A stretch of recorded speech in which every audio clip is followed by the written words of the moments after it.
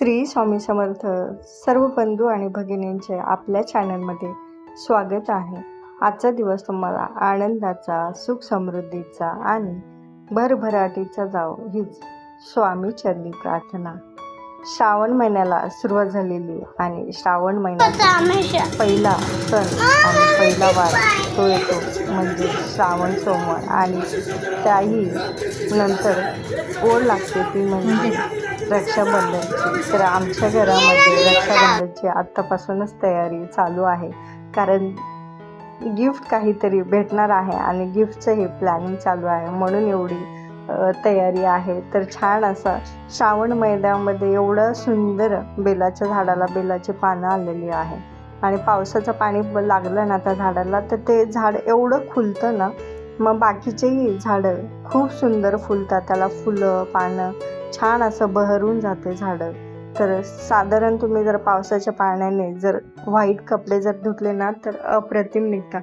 म्हणजे आपल्याला कोणतं लिक्विडही टाकायची गरज नाही, फक्त पाणी घ्यायचं आणि साबण लावायचं, तेवढे अप्रतिम व्हाईट कपडे निघतात. तुम्ही ट्राय नक्कीच करून बघा.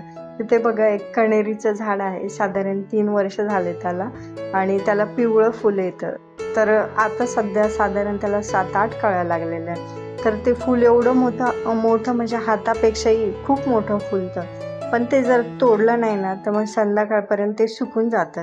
तर मग एवढं छान फुललं तर ते देवाच्या चरणी का नको अर्पण करायला, म्हणून मग मी ते स्वामींच्या चरणी अर्पण केलं. सकाळी छान अशी देवपूजा झालेली होती आणि नंतर सेवा. श्रावण महिन्यात सोमवारी मग महादेवाची पूजा करायला थोडा वेळ लागत असतो आणि आपल्यालाही कुठेतरी असं फील होतं आपल्याला उपवास आहे, सेवा करायची आहे, आणि एक वेगळं मन सांगत असतं की वेगळी सेवा काहीतरी करायची, साधी सोपीच करायची असते, पण आपल्या डोक्यात असं बसलेलं असतं की काहीतरी करायचं.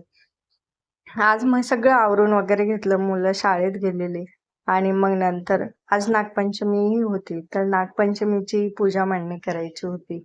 तर दोन्ही सण एका दिवशी आलेले.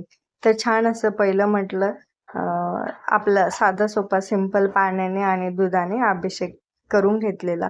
तर महादेवाला पहिलं साधं पाणी, त्यानंतर गाईचं कच्चं दूध आणि त्यानंतर परत पाणी, तर असा अभिषेक करायचा असतो. त्यानंतर मग फूल फळ जे काही असेल आपल्या घरात, आणि नसेलही काही तर घरात तांदूळ म्हणजे अक्षदा असतात, तर त्या अक्षदाही नुसत्या महादेवाला 108 जर समर्पित केल्या ना, तर बेलाचं पान समर्पित केलंच आपल्याला तर पुण्य हे मिळत असतं.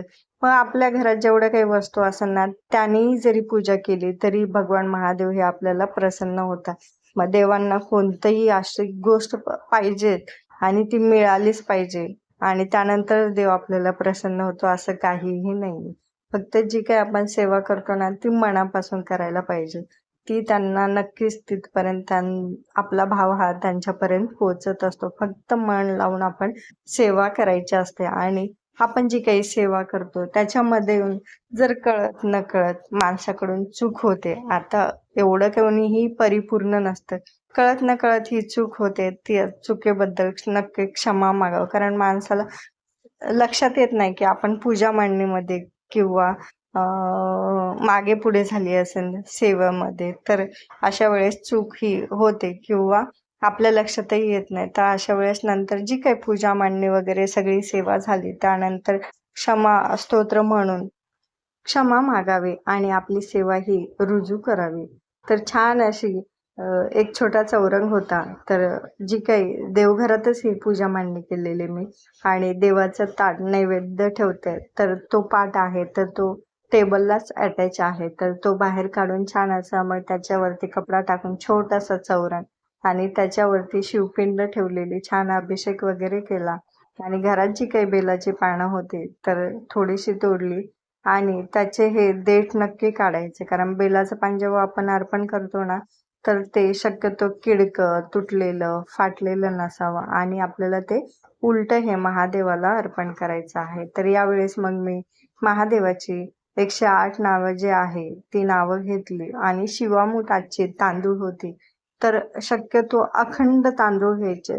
भले तुम्ही 11 तांदूळ घ्या, पण अखंड तांदूळ असावे, मुठभर घ्या किंवा 108 तांदूळ घ्या, आणि त्या हातामध्ये ठेवून थोडेसे ओले करायचे आणि आपला अंगठा त्याला टच होईल आणि शिवमूठ अशी सोडायची. तर त्यानंतर मग थोडंसं पाणी वरून अर्पण करायचं आणि त्यानंतर मग आरती वगैरे जी काही आपण करतो त्याप्रमाणे करायचं. तर ही सेवा केल्याच्या नंतर मग आरती नव्हती केली मी, कारण मला मग अजून नागपंचमीची ही पूजा मांडणी करायची होती. तर आमच्या तिकडे नागनरसोबाही आजच्याच दिवशी लावला जातो. तर बऱ्याच ठिकाणी नागनरसोबा हा जीवित आईची पूजा केली जाते शुक्रवारी, श्रावण महिन्यामध्ये प्रत्येक शुक्रवारी. तर कोणी शुक्रवारी पहिल्या शुक्रवारीच लावतं, कोणी नागपंचमीच्या दिवशी लावतं. आता प्रत्येकाची पद्धत ही वेगवेगळी असते. तर आजच्या दिवशी नागपंचमीच्या आदल्या दिवशी आमच्या तिकडे बायका या वारुळाला जातात आणि नागपंचमीच्या दिवशी हे पुरुष लोक हे वारुळाला जात असतात, नागोबाचं पूजन करत असतात. तर आता शहराच्या ठिकाणी या गोष्टी पॉसिबल होतच नाही आणि वारुळ इथे कुठे काही दिसतही नाही. आणि विशेष म्हणजे इथे कुणाला काही म्हणायला गेलं तर कोणी आपल्यासोबत येणारही नाही आणि वारुळही भेटणार नाही. म्हणून जे काही आपली सेवा असेल ना ती आपण घराच्या आत जेवढं करता येईल तेवढं आपण हे सेवा करत असतो. तर नागनरसोबा छान असा मग मी घरात एका साईडला कोपऱ्यात लावलेला. आजच्या दिवशी दुर्वा आणि आघाडा याची माळ ही नागनरसोबाला घातली जाते. आता दुर्वा ही गणपतीला प्रिय आहे आणि आघाडा एखाद्या व्यक्तीला जर साप जर चावला ना तर आघाड्याची मुळी त्या ठिकाणी रगडली जाते किंवा मग त्या व्यक्तीला आघाडा हा खायला दिला जातो. तर एवढं भारी त्याचं महत्त्व आहे. तर रक्षाबंधन आलेलं आहे आणि आमच्या मॅडमचं रक्षाबंधनची तयारी चालू आहे. राख्या विकायला आल्या, पण हे माहीत नाही. तिला म्हटलं घरी तुला बनवता जर येत असेल तर तू नक्की बनव. तर तिने हे कुठे ते अशी तयार केलेली आणि त्याच्यावर छान असं एक पेपर घेतला आणि जे काही स्केच पेन होते त्या स्केच पेनने तिने ते शब्द लिहून काढले. शब्दांची स्पेलिंग मी सांगितली आणि कलर कसे सुचतात की कोणता कलर कुठे वापरायचा, कोणता कलर कसं, यातून मुलं हे वेगवेगळे तयार होत असतात. तर नागपंचमीला आज काही कापल्या जात नाही किंवा मग म्हणताना तवा टाकला जात नाही, म्हणून मग आम्ही आदल्या दिवशीच डाळबट्ट्या ह्या कापून वगैरे सगळ्या करून ठेवलेल्या होत्या आणि श्रावण सोमवारचा उपवास होता. त्यामुळे सगळ्यांना दिवसभर काही जेवण नव्हतं. सकाळी मुलांना ढोकळा बनवून दिलेला आणि संध्याकाळी छान अशी डाळबट्टी खायचा. व्हिडिओ जर आवडला असेल तर नक्की लाईक, शेअर आणि सबस्क्राईब करा आणि सर्वांना नागपंचमीच्या आणि श्रावण महिन्याच्या खूप खूप शुभेच्छा. धन्यवाद. श्री स्वामी समर्थ.